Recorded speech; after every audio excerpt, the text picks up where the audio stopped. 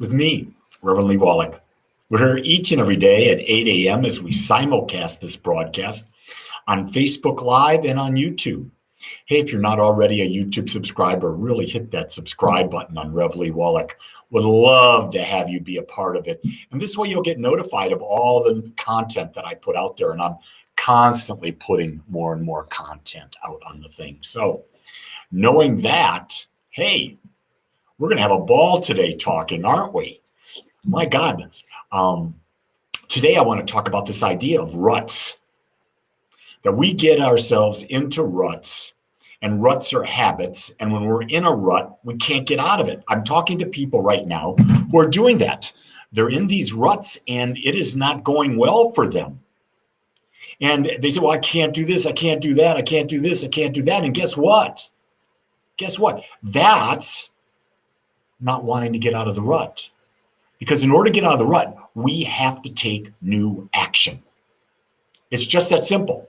Doesn't have to be drastic, but we have to take new action. If we're not taking new action, nothing in our life is going to change. Do you get that? Nothing is going to change if we don't take new action. You can wish, you can hope, you can dream, but you got to get off your butt and you got to do something different. It's like, I had hip surgery, right? Everyone should know that by now. If you don't, I had a hip replacement last August. They needed to fix it, did it again, did another hip surgery in November. So I'm 4 months in, right? And I've healed really good. The doctor says I've healed really good. I'm looking at the surgery and saying, you know, it's not as good as I was. How can I make this better? And so I was doing all these things and I realized I had to take a different action. So what did I do? I called up my favorite rolfer. And for those of you who don't know what a rolfer is someone who is a specialist in the body, and they do, it's not even a massage, it's deeper than a deep tissue massage. So I went there yesterday, and by God, if this beautiful soul didn't bring me to tears with pain. However, by doing that different routine, the swelling that was ever present is 90% down. The leg is no longer puffed out. It's back flat the way it should be, matching the other. There's only about a 10% change. The thing that I'm telling you this for is because, why? I took a different action. I wasn't sticking to the one thing. It wasn't working. Now, don't get me wrong. There are habits.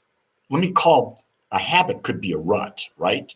I'm in a rut of meditating every day, but that rut serves me. That rut brings me peace. So that's a good rut. That's a rut I don't want to change. That's not but when you're trying to move in a direction, you're trying to have something happen in your life, guess what? You got to think new thoughts. You got to feel new feelings. You got to speak new words, and you got to take new actions. That's how you get out of a rut. That's how you take back control of your life. And they've got to be actions that you believe in, that you're willing to try, not what someone else. You can't just, well, Reverend Lee said to go get a rolfer. No, that's what worked for me. I don't know what's going to work for you. But here's the key thing. You're able to try new things. And when you try new things, guess what? You can say yes or no. You can see if it works for you or it doesn't. I know a rolfer wouldn't be a choice my wife would make. My wife doesn't like pain. She can't tolerate pain. She is so sensitive. Where I, on the other hand, I have a very, very high tolerance. And I have a high tolerance for pain because I don't know. I have no idea why I do. I just do. Doctors have told me that when I fractured my hip, they said, how did you go 2 weeks in a day? How'd you walk? How'd you exist without coming in? I just thought it was, I was out of alignment. I don't know. And you know, I don't even need to know. I just need to know, where do I want to go? That's the most important thing that we realize. Where do you want to take your life? You got to know the direction you want to take your life. Because if you don't know the direction you want to take your life, you're going to stay in the rut. And guess what? Here's a key thing. You don't want to keep taking a direction that keeps you locked into where you are, because you're not meant to be locked into where you are. You are meant to grow. You are meant to expand. You are meant to experience more. That's our natural nature. We are creators. Do you get that? Yes, we're creators, and we forget that. How silly is that we forget we're creators? Fascinates me. I didn't get this when I was young. I want you to know that. I'm getting this now as I'm mature. I like the word mature as opposed to the O word. Yeah.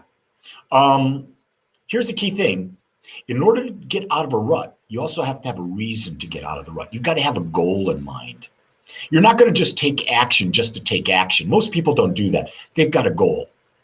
My goal is to hike in the Himalayas. I want to have my body back to the way it was before I broke my hip, because I did go to the Himalayas. I hiked in the Himalayas with that body, and my goal is to be back there. And so the universe has basically said, hey, you're not going anywhere because of COVID. And what's it telling me? Don't be sad. You got the time to heal. You got the time to work on yourself. You've also got the time to become more aware. This time of having inner reflection, time to be by yourself, is a time to become more aware. And that's really the key to life. The key to life is becoming more aware, to be the observer, to see things and ask the question, is this serving me? Is this not serving me?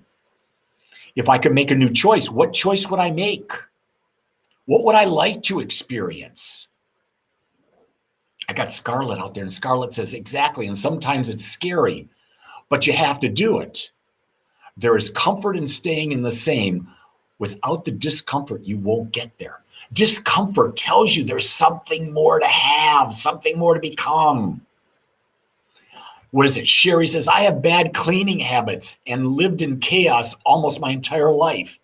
I try every day to make new habits, but it seems to overwhelm myself. Well, Sherry, I'm going to give you the key. Here, it's free. Take it if you want it. You've got to build up a reason why. Why would it be beneficial for you to have good cleaning habits? Why? And you've got to come up with a bunch of reasons. They've got to be reasons that when you stack them on top of each other, you say, oh my God, the pain of not having good cleaning habits, whoa, it's too much. If I had the good cleaning habits, this is what I could experience. It's real interesting, isn't it? But most of the time, we don't build up the reason why. We don't stack up the benefits. Sandra says, I don't have a goal. I go where spirit impulsively leads me. Just want to be happy with me. Well, if that's where you are in life, I say that's great for you. The key thing, though, is I just want to feel happy with me. I don't know that that's a possibility. I think you can be observant. I think you can be in balance about you. But to be happy with you, that's not going to happen all the time, but you'll have moments of it. Yeah. Richard says, change occurs when the pain of doing the same thing is worse than the fear of change. Exactly. It's like we will accept someone verbally abusing us only as much as we verbally abuse ourselves. The second someone crosses the line that they verbally abuse us more than we would verbally abuse ourselves, we end it. We stop it right there. And then Rodney goes on and says, what about habits of substance as reward for accomplishment? I don't know that there's anything wrong with that. I don't know that there's anything wrong with rewarding yourself for accomplishing things. That's cause and effect, isn't it? You're simply consciously doing something that causes cause and effect, that makes it well. I reward myself all the time. I love almond milk ice cream, especially Bananas Foster. And so if I've had a good day, at the end of the day, I have a bit of that. I don't overdo it, but I do reward myself with that. Then I got Lori out there and she says, clean house helps my sanity. I understand that. I'm not a clean freak, but I'm an in-place. I have a thing about everything being in its place. I don't like clutter because I think external clutter, this is me, I'm not saying it's true. I want you to understand, I'm not saying it's true. I think internal clutter will reflect external clutter reflects internal clutter. I believe that my space reflects my inner state of mind. It's like when I cooked breakfast this morning, the dishes are done. I don't leave them around. I don't wait till later. I get them done. I don't want to think about it. I want in every moment myself to be free to be in that moment. So I just take the time to do it.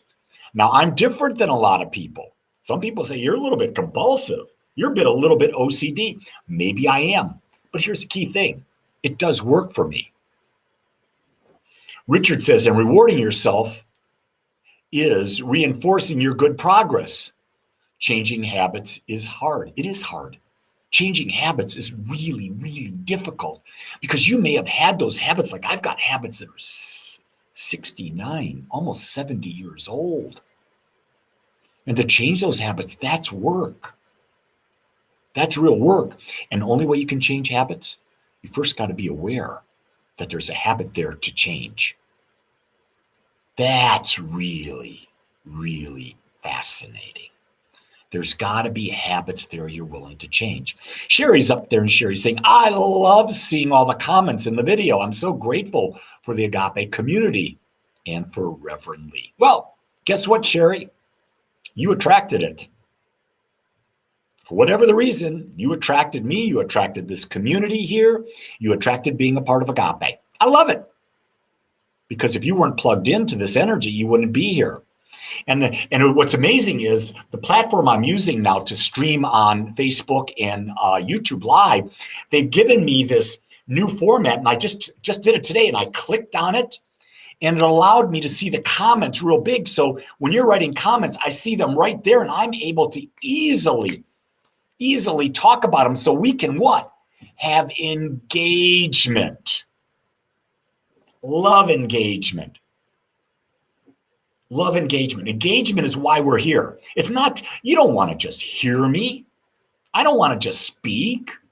We want to engage with each other. I think that's really big to be able to engage with each other. Loving that. Getting all sorts of positive affirmations out there from people. I love it. I also want feedback on how we can make this better. I'm always open to new feedback, to seeing things and being better. Maybe my habit isn't serving anymore. I don't know. I've been doing this for a while now, and I continually believe I'm evolving in how I express myself. But you know what? I know there's more to involve. I know it. Well, gang, I vowed that I would keep these morning sessions between 8 and 12 minutes. Guess what? We're almost 14 minutes in. You guys fooled me with all the comments, and you got me to talk longer than I intended. So guess what? I want you to know. Beth says the comments are too small to see. Beth, put on your glasses. The comments are okay for me to see. That's what counts for me. Anyway, I want you to know that as you go through your day, you can count on one thing, and that is, I love you and I accept you just like you are. So go be you. There's nothing else you have to do. Love you all. Take care.